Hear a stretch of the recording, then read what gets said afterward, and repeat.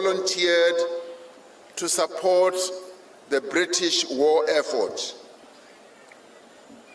They were denied combat roles. In other words, they were denied to bear arms and to go into war.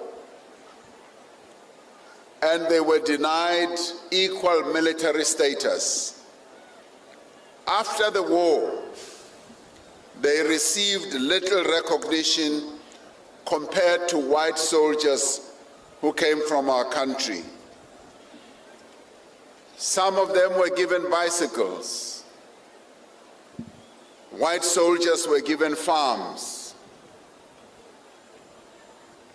That led to the great divide between black and white in our country.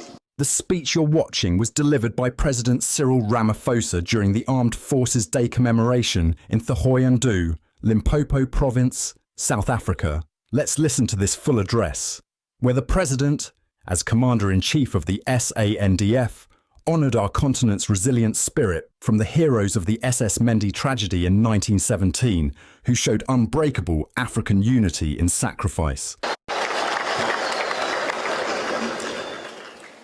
We are gathered here in Vembe District to honor our men and women in uniform, the patriotic soldiers, the sailors and airmen and women who for 32 years have stood in defense of our democracy, our country and our people.